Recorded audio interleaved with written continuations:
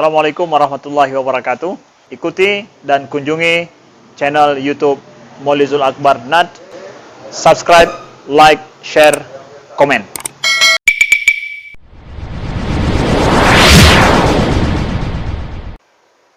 Bapak Ibu yang Allah muliakan, kalau seandainya kita hidup dalam satu lingkungan, maka mustahil tidak terjadi perbedaan. Dari masa Rasulullah SAW telah terjadi perkara-perkara yang berbeda di antara satu orang dengan orang yang lain. Seseorang ketika berbeda, disitulah yang membuat dia bersikap sesuai dengan ilmu atau tidak. Ketika seseorang mengambil keputusan dalam perbedaan dengan keputusan yang salah, maka itu akan menyebabkan dia binasa. Akan terjadi pertikaian, pertengkaran, saling menghina, dan ujung-ujungnya bahkan bisa saling membunuh. Tapi ketika seseorang menyikapi perbedaan dengan ilmu, maka dia hanya berada pada posisi berbeda prinsip tapi tidak sampai bermusuhan. Maka otomatis dia terjaga dari kebinasaan. Baik di dunia dia terjaga, orang tetap mencintainya walaupun berbeda. Di akhirat pun dia terjaga dari api neraka karena tidak putusnya silaturahim sesama muslim. Nah, ini yang harus kita fahami, bahwa salah satu yang menyebabkan terjadinya kebinasaan di dunia dan di akhirat bagi kaum muslimin adalah terjadinya ikhtilaf. Rasulullah sallallahu alaihi wasallam itu telah membuka ruang dari masa beliau hidup tentang akan terjadinya perbedaan-perbedaan. Tapi beliau menyikapinya dengan kenabian, dan itu menunjukkan sikap yang datang dari Allah Subhanahu wa taala. Pada satu rombongan yang akan berjalan, Rasulullah menitipkan pesan, jangan salat kecuali setelah sampai di Bani Quraidah. Satu rombongan, maksudnya jangan salat asar kecuali setelah sampai di Bani Quraidah. Nah, ketika rombongan ini berjalan, ternyata sebelum sampai ke tempat yang dituju, sudah datang waktu asar. Yang setengah dari sahabat-sahabat tidak mau menunggu sampai ke Bani Quraidah, langsung mereka berwuduk di wadi atau di oase yang ada air, dan mereka salat asar duluan. Karena anggapan mereka, maksud Rasulullah sallallahu alaihi wasallam, percepatlah menuju ke Bani Quraidah sebelum waktu asar. Ini dalam pikiran yang mau langsung salat. Jadi mereka mengambil pemahaman dari bahasa Nabi, jangan salat kecuali sudah sampai Bani Quraidah. Berarti maksud Nabi sebelum asar sudah harus sampai ke sana, segera. Nanti salatnya di sana saja. Tapi ternyata tidak sampai. Maka mereka mengambil kesimpulan, kalau tidak sampai, salat saja di tengah jalan, tidak mengapa, daripada kehilangan waktu asar. Jadi setengah sahabat salat, setengah lagi tidak mau. Mereka mengatakan, bukankah Nabi tadi mengatakan pesan Nabi, jangan salat kecuali sudah sampai di sana. Mereka mengambil kesimpulan, bukan harus cepat-cepat ke Bani Quraidah, tetapi jangan salat di tengah jalan, salatlah di sana. Akhirnya yang setengah tidak salat di situ. Mereka menunggu ke Bani Quraidah. Di sana baru mereka salat asar. Terpecahlah dua pemikiran. Sampai bertemu Nabi SAW, diceritakanlah tentang perselisihan itu. Rasulullah tersenyum dan mengatakan, kedua-dua kalian benar.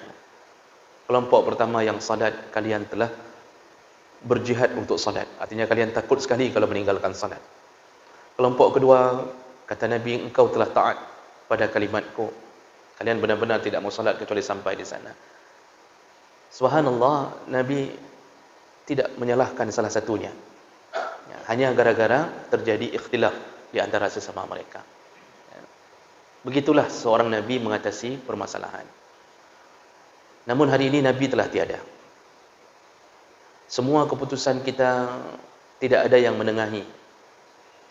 Bahkan yang kadang-kadang kita sayangkan, orang yang kita anggap mampu menengahi pun masuk ke dalam salah satu jebakan-jebakan ikhtilaf ini. Maka jemaah mereka Allah Subhanahu wa taala, ini bisa dikategorikan ikhtilaf ini dengan dua kategori yang besar. Jadi ada dua macam ikhtilaf yang patut kita waspadai. Dan inilah yang paling berbahaya bagi umat kalau tidak pintar dan tidak tahu cara menyikapinya. Yang pertama, ikhtilaful qulub. Perbedaan pertama iaitu perbedaan qulub, perbedaan hati. Perbedaan hati itu kadang-kadang tidak menyangkut dengan urusan agama. Ini bisa terjadi sesama muslim, mulai dari kelompok besar kenegaraan sampai kelompok kecil. Apakah dengan sahabat di kantor, bahkan dengan isteri sendiri, suami isteri, itu bisa terjadi ikhtilaful qulub. Kalau ini terjadi, pasti ujungnya berpisah. Sebuah negara Islam di masa Rasulullah yang bernama negara Islam Al-Madinah Al-Munawwarah, itu tidak ada dalam catatan sejarah ketika dipimpin oleh Nabi terjadi perselisihan. Karena tentunya Nabi yang menanganinya langsung. Kenapa tidak ada terjadi perselisihan? Karena semuanya taat pada Allah dan Nabi. Tidak mungkin seseorang berselisih hati kecuali pasti diawali dengan maksiat. Rasulullah yang mengatakan, "Maftaraqa sahibun min sahibihi," tidak akan terpisah antara seseorang dengan saudaranya kecuali pasti karena maksiat yang terjadi di antara keduanya. Jadi selama tidak ada maksiat, tidak mungkin satu negara, kalau pemerintahnya atau rakyatnya tidak bermaksiat, maka pasti yang terjadi adalah persatuan. Tapi ketika terjadi maksiat, maka pasti perpecahan. Bisa saja yang bermaksiat pemerintah, menzalimi rakyat, korupsi, makan uang rakyat. Rakyat disuruh bayar pajak, pemerintah menghabiskan pajak. Kita disuruh lakukan ini, taat itu. Yang di atas tidak berlaku. Pengadilan tumpul ke bawah, tajam ke bawah, tumpul ke atas. Jadi kalau yang diadili pembesar, pejabat, itu boleh berapapun divonis, nanti ujung-ujungnya tinggal setahun. Ya. Tapi kalau rakyat kecil, mencuri ayam pun bisa dihukumi bertahun-tahun. Jadi ini maksiat, tidak menjalankan hukum Allah dengan adil, maksiat. Kalau ini terjadi, pasti sudah bisa ditebak. Akan terjadinya pemberontakan, terjadinya pengkhianatan. Maka ujungnya apa? Kolap, negara hancur. Dan ini sudah dibuktikan dalam sejarah. Masa Nabi tidak ada masalah apapun. Masa sahabat mulai berujung sedikit muncul riak-riak perpecahan, itu di masa setelah kematian Utsman bin Affan. Jadi bukan Ali bermaksud maksiat. Ketika Ali naik, bukan Ali bermaksud ingin melakukan maksiat. Tetapi beliau tidak bisa mencari siapa pembunuh Utsman, karena Utsman bin Affan radhiyallahu anhu itu dibunuh dalam keadaan demo ke negara, ramai-ramai menuju ke istana, artinya ke tempat Utsman. Waktu itu protes rakyat karena Utsman dianggap telah melakukan nepotisme. Padahal Uthman bukan melakukan nepotisme. Jadi nepotisme itu dia di antara para pejabat-pejabat ada saudara-saudaranya yang menjabat. Jadi rakyat menganggap ni semenjak Uthman sudah mulai banyak saudara Uthman yang dipasang menjadi menteri, menjadi gubernur di tempat fulan, gubernur di sini. Padahal Uthman bukan tipe yang begitu, tapi karena beliau orang yang paling lembut, sehingga kadang-kadang ketika menghadapi satu permintaan beliau tidak bisa menolak. Makanya kadang-kadang pemimpin itu harus tegas. Terjadilah demo dan ada yang memprovokasi untuk membunuh Uthman. Terbunuhlah Uthman di salah satu para pendemo itu. Akhirnya Uthman wafat sedang baca Quran. Lalu kemudian khilafah dipindahkan ke tangan Ali. Ali dituntut oleh sahabat-sahabat untuk mencari pembunuh Uthman. Qisas harus dijalankan. Ali bukan menolak, tapi Ali tidak tahu bagaimana cara menyelidiki dalam keadaan ramai begitu. Pedang siapa yang menusuk Uthman? Sehingga tertunda-tundalah proses itu. Akibatnya sahabat marah. Maka bangunlah Muawiyah. Aisyah marah menuntut. Padahal Aisyah dengan Ali, Aisyah isteri Rasulullah, Ali menantu Rasulullah. Jadi antara isteri Rasul dan menantu Rasul terjadi perselisihan. Dan dituntutlah sampai akhirnya terjadilah perang Waqi'atul Jamal, perang dengan unta disambung dengan perang Siffin. Jadi jemaah mereka Allah, tapi ujung-ujungnya mereka semua walaupun sempat terjadi perang, tapi semua mereka di ujung hidup mereka semuanya saling berkasih sayang. Jadi perang itu terjadi karena hanya ingin menegakkan keadilan, dan Ali pun merasa bukan tidak adil, tapi beliau tidak ingin menghukumi orang yang salah. Jadi itu mulai muncul riak-riak. Tapi kita kadang-kadang lupa disuguhkan cerita ujung. Itu cerita ujung, itu semua saling bermaaf-maafan. Semua saling memuji. Tidak ada lagi kebencian antara Aisyah, Ali, Muawiyah, tidak ada. Bahkan Muawiyah memuji-muji Ali bin Abi Thalib. Ali pun memuji-muji Muawiyah. Jadi perang itu bisa terjadi ujian dari Allah Subhanahu wa taala. Nah, setelah masa sahabat, berdirilah Bani Umayyah. Ujung dari Bani Umayyah itu mulai raja-rajanya sudah tidak lagi adil terhadap rakyat. Jadi raja disibukkan dengan memperkaya diri sendiri. Lalu berganti Muawiyah kolab, Bani Umayyah kolab, pindah dari Damaskus pindah ke Spanyol. Berdirilah Bani Umayyah II. Di sana pun kolab. Lalu kemudian berdirilah Bani Abbasiyah.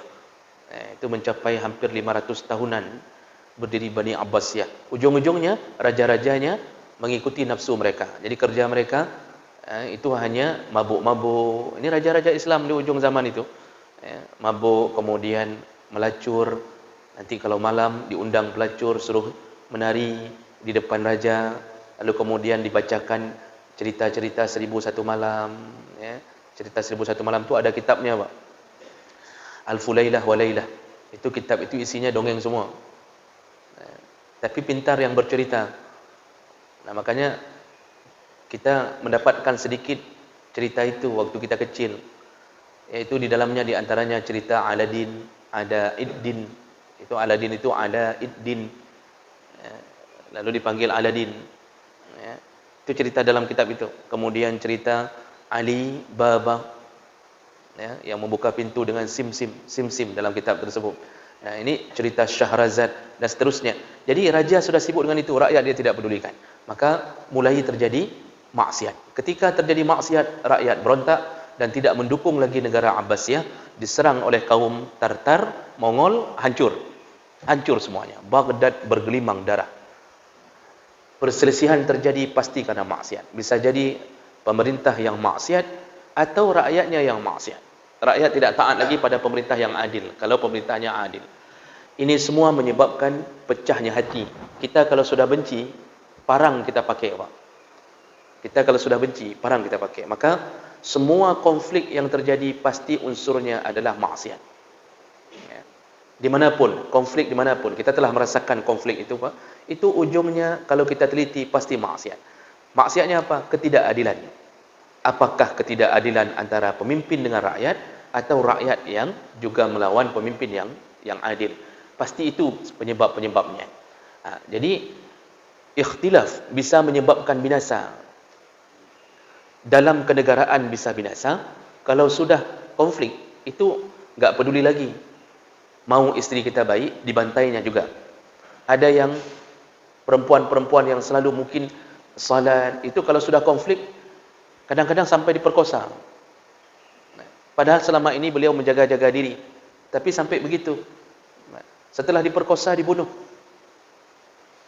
Anak-anak itu jadi korban. Ditangkap, ditawan, dipukul, dijadikan tameng. Bisa terjadi. Ini kalau sudah berpecahnya hati. Orang tidak timbul lagi rasa sayang. Tidak timbul rasa sayang. Di Syria, perang antara pemerintah dengan rakyat. Bashar al-Assad itu menyiksa rakyatnya seperti menyiksa musuh-musuh kafir. Bahkan lebih dahsyat. Itu ada yang disiksa, ditanam hidup-hidup sebelum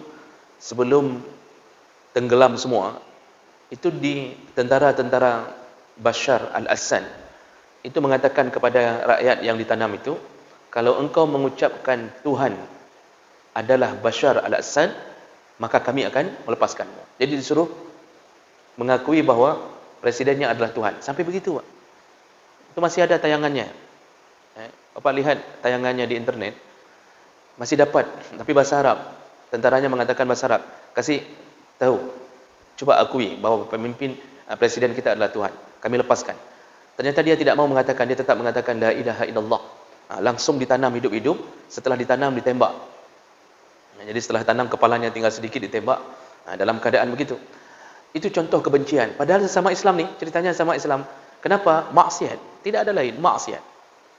Maka kita kalau terus bermaksiat, itu pasti Allah beri ikhtilaf, perpecahan hati.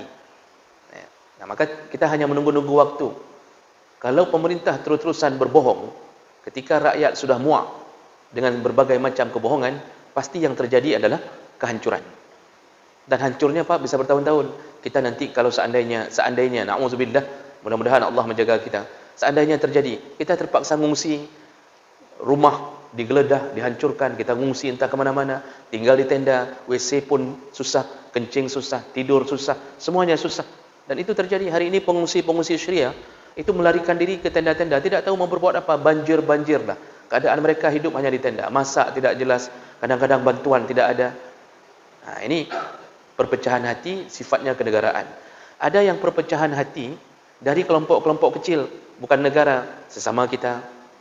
Kita ini kalau bersahabat, kalau dekat dengan Allah, tidak akan terpecah. Selama tidak ada yang bermaksiat, tidak ada yang khianat.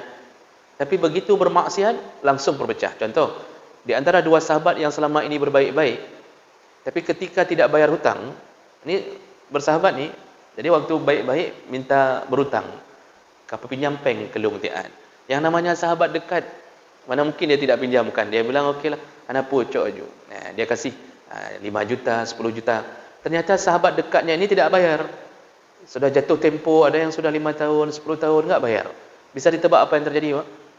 Pasti orang ini akan mengatakan, kupikir je God. Saya pikir selama ini dia baik. Ternyata laginya ni pegatlung. Ternyata begitu dia. Dia tidak bayar hutang. Maka apa yang terjadi? Pasti kebencian. Kalau sudah benci, yang satu ini lagi hutang terus-terusan, datang ke rumah. Yang satu lari-lari, larikan diri. Nanti kadang-kadang enggak sanggup lari lagi, dia mencoba melawan. Apa lagi hutang jojo. Ini aku parang ke untuk tiga. Begitu kata-katanya, akhirnya konflik, hutang enggak bayar, terjadi bunuh-bunuhan. Yang lebih parah, yang berhutang membunuh orang yang memberi hutang. Itu sering kejadian begitu. Padahal dulu bersahabat dekat. Akibat apa? Maksiat. Tidak bayar hutang itu maksiat. Itu kelompok-kelompok kecil bisa terjadi. Atau bahkan yang lebih kecil lagi dalam keluarga sendiri. Suami isteri tetap akan bahagia. Disebut dengan kalimat mawaddah, sakinah, warahmah. Syaratnya yaitu berpegang pada Allah Subhanahu Wa Taala. Selama kedua-duanya taat, tidak akan terjadi perpecahan. Tapi kalau salah satunya sudah tidak taat, pasti akan terjadi perpisahan. Sederhana saja. Apakah suami tidak taat atau isteri tidak taat? Contoh, suami tidak taat lagi pada urusan keluarga. Allah suruh kasih nafkah. Allah suruh pelihara isteri, anak. Allah suruh berbuat baik kepada isteri dan anak. Wa ashiruhunna bil ma'ruf. Tapi enggak dilakukan. Jadi suami sibuk di kedai kopi. Pulang jam 1. Di kedai kopi dia pacaran dengan game judi online. Orang malam dengan judi online. Duduk di kedai kopi. Dia urinang di rumah. Tetaha ganta. Ya, terbia-bia. Jadi orang yang isteri kadang-kadang di rumah itu enggak tunggu suami mau pesan ini enggak bisa, pesan itu enggak bisa, anak masih kecil, suami duduk dengan kawan-kawan, mulai timbul kebencian. Ujung-ujungnya isteri akan mengatakan, oh ai kutu lagi udip. Minta cerai. Akibat salah satu melakukan maksiat atau isteri yang bermaksiat. Kata suami, "Kapag kopi tiyan." Isteri seharusnya langsung buat kalau suami sudah suruh. Tapi isteri melawan. Dia katakan, "Kapag garau ke?" Satu kalimat mengketung dalam hati, disimpan. Besok begitu lagi. Suami mau makan, buka tudung saji, enggak ada makanan. Wang belanja sudah dikasih. Rupanya isteri lupa belanja gara-gara sibuk nonton sinetron azab. Sibuk nonton sinetron azab, judul sinetronnya Isteri Durhaka. Enggak masak dia untuk suaminya. Suami sudah kasih wang belanja, ni wang belanja 5 juta. Maksiat salah satunya. Siapa yang maksiat? Isteri. Karena Allah suruh isteri taat pada suami dan itu jalan menuju surga. Akibat terjadi itu pasti terjadi ikhtilaf.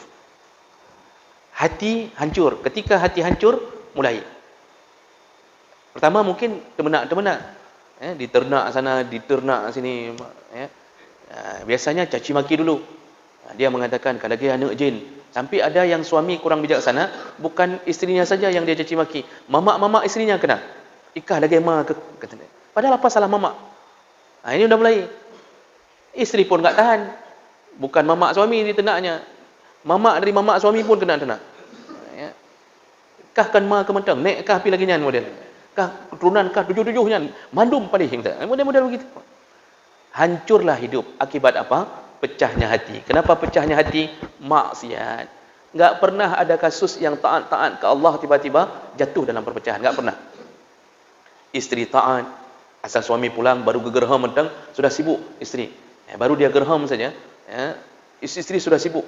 Siapkan makanan, buat teh, ada yang buat jus jengkol, macam-macam. Pokoknya apa yang bisa dibuat. Diurut, suami ditanya, "Bang nahek ron, bah dong urut." Oh, Masya Allah, berbahagia. Suami pun semangat. Pergi kerja, waktu kerja wajahnya dalam keadaan tidak cemberut. Kenapa? Karena memang dilepaskan oleh isteri yang baik. Isteri berdiri sampai ke pintu pagar, dilepaskannya suami. Dilambaikan tangannya, dadah, kata suami, dadah, kata isteri. Begitulah keadaannya. Masya Allah, kalau taat ke Allah tidak ada perpecahan hati. Makanya bahaya. Berpecah hati itu bahaya. Nah, ini contoh ikhtilaf qulub. Sedikit lagi. Tadi baru tipe pertama itu yang membuat kita binasa, ikhtilaf qulub. Dalam 5 minit ke depan kita kabarkan dengan singkat, ada yang model kedua, bukan ikhtilaf qulub, tapi ikhtilaful aqli wal afkar atau ikhtilaful uqul wal afkar. Yang ikhtilaf bukan hati tetapi pemikiran, pemahaman. Nah, ini ada 2 model. Ada yang berbeda pada usul, ada yang berbeda pada furu'.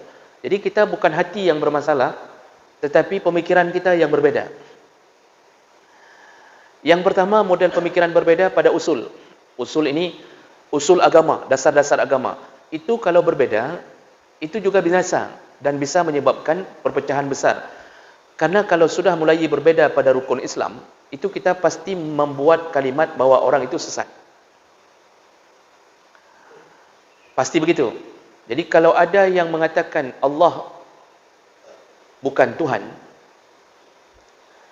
ini kita sudah mulai berbeda pada usul. Pasti kita mengatakan sesat.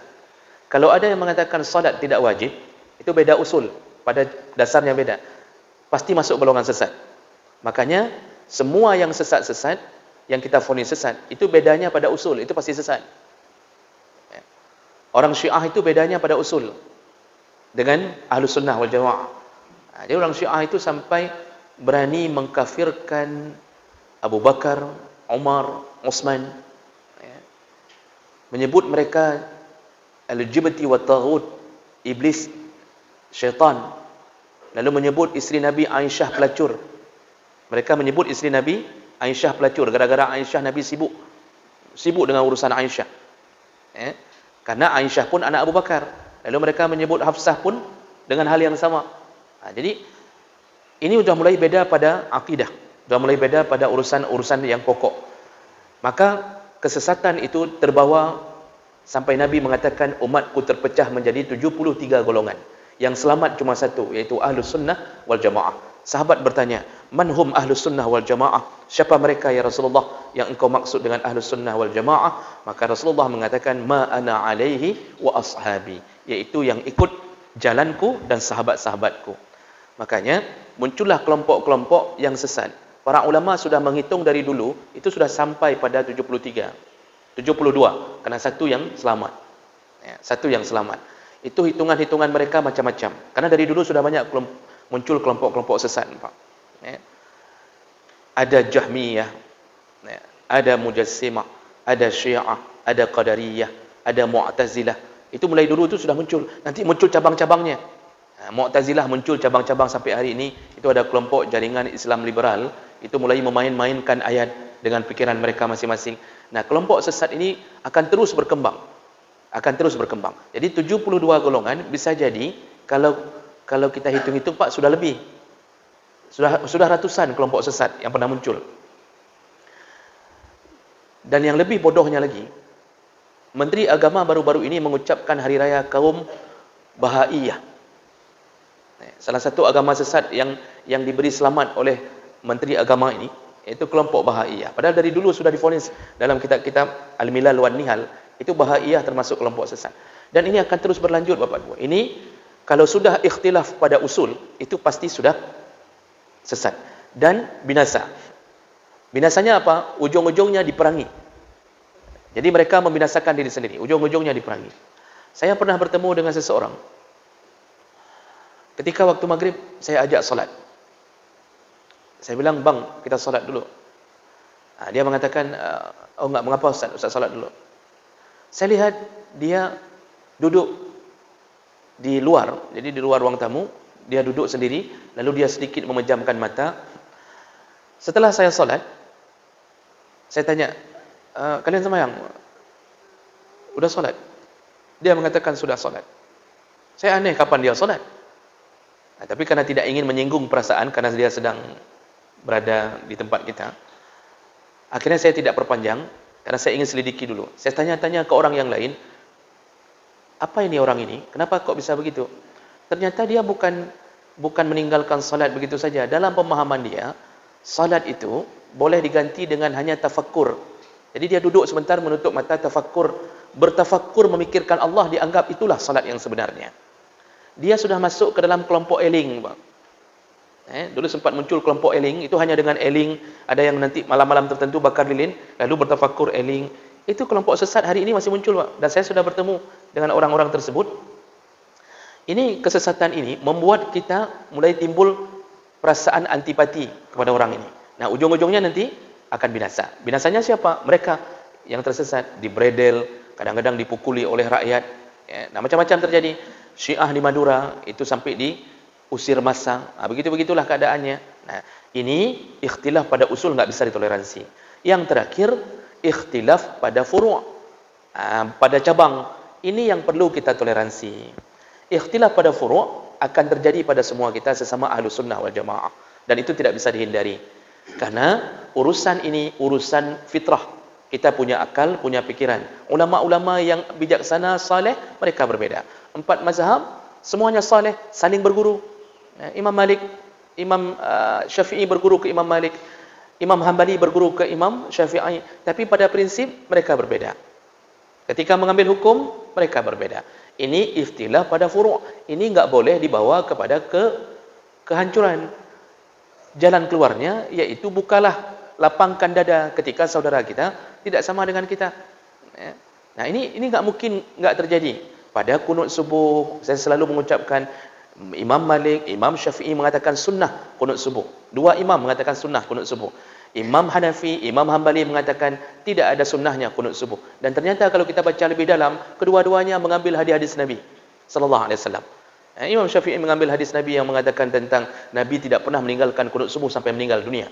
Yang Imam Hanafi dan Hambali mengatakan, ada sahabat yang mengatakan, aku solat di belakang Nabi, aku solat di belakang Abu Bakar, Umar, Osman, Ali, dan tidak kulihat mereka melakukan kunut subuh. Jadi ini bagaimana menyatukan dua hadis yang berbeda. Nah, hal-hal begini perlu toleransi. Sampai Imam Syafi'i ketika berada di tempat Imam Hanafi yang tidak berkunut subuh, beliau disuruh jadi imam, beliau tidak kunut subuh di subuh itu. Ditanya oleh murid-muridnya, kenapa engkau tidak kunut? Imam Syafi'i mengatakan, aku menghormati pandangan guru kita, yaitu Imam Hanafi. Beliau tidak kunut subuh. Imam Hambali ditanya oleh muridnya, kalau kami berimam di belakang imam yang kunut subuh, contoh kami berimam di belakang mazhab Imam Syafi'i, apa yang harus kami lakukan? Padahal Imam Hambali mengatakan tidak ada sunnahnya kunut subuh. Kata Imam Hambali, angkatlah tangan bersama mereka, kunutlah bersama mereka, hormatilah mereka. Nyan menan, Pak. Maka yang ribut itu yang si kerak-kerak balok. Yang sudah jenderal-jenderal enggak ribut lagi. Jadi itu santai saja, enggak mungkin tidak berbeda. Tidak mungkin, kita lipat tangan saja berbeda. Imam Syafi'i suruh lipat di dada, Imam Syafi'i suruh lipat di perut, antara dada dengan perut. Imam Hambali suruh lipat di dada. Imam Malik tidak lipat, irsal, suruh lepaskan tangan. Imam Hanafi suruh lipat di bawah pusar. Itu saja berbeda. Cara berwudu, Imam Syafi'i mengatakan air dari bekasan telinga, dari bekasan kepala, itu jangan bawa ke telinga, tapi ambil air yang baru. Dianggap air musta'mal. Imam Hambali mengatakan telinga adalah bagian kepala. Al-azunani minar ra's. Jadi dari kepala boleh langsung ke telinga. Itu berbeda. Dalam semua urusan, dalam semua bidang fikih, tidak mungkin kita tidak berbeda. Maka oleh karena itu, satu-satunya agar kita tidak jatuh ke dalam perpecahan gara berbeda ini, buka diri, lapangkan diri, berilmulah, tuntut ilmu banyak-banyak. Jadi jangan hanya ngaji pada satu guru, karena ada kelompok-kelompok yang melarang untuk ngaji ke guru yang lain. Belum pernah dalam sejarah untuk menjadi ulama ngaji ke satu guru. Tidak pernah dalam sejarah. Jadi sampai mengatakan backward pada tempat lain. Ini ustaznya ada betul ya? Ada kunyah ada betul. Itu Masya Allah. Kalau kita mau mengetahui kekurangan guru kita harus tahu dari guru yang lain. Maka otomatis tetap harus berguru. Itu paling kurang. Paling kurang. Ini enggak. Jadi akibat terlalu sempit cara berfikir, timbul ta'assub, fanatik berlebihan. Akibat fanatik berlebihan, melihat orang semuanya salah. Nah, makanya kita ni yang bermazhab Syafi'i pun jangan terlalu fanatik. Kalau melihat terjadi sedikit-sedikit perbedaan. Makanya saya heran, ada yang membawa cerita dongeng dalam satu khutbah Jumaat pula, Pak. Di salah satu kampung kebetulan pelosok. Jadi khatibnya mengatakan bahawa dulu ada 4 kapal yang menuju ke Asia Tenggara, menuju ke Samudra Pasai. 4 kapal. 4 kapal ini membawa mazhab masing-masing. Jadi satu kapal penuh dengan kitab Hanafi, satu kapal kitab Maliki, satu kapal Syafi'i, satu kapal Hambali. Di tengah lautan 3 kapal tenggelam, yaitu Hanafi, Maliki dan Hambali. Tinggallah Syafi'i yang diridai oleh Allah Subhanahu Wa Taala. Inilah yang terbawa di kita. Lalu dia bangun sebuah kerangka pemikiran yang paling betulnya yang ke Syafi'i, yang lain la mandum oleh Allah, gepelah mandum oleh Allah. Masya Allah, saya berfikir beraninya membawa berita bohong untuk membohongi orang awam. Dia orang awam kan terdengar cerita lagi kan? Oh, menyomenan selain Syafi'i hanya pakai Amdirawi.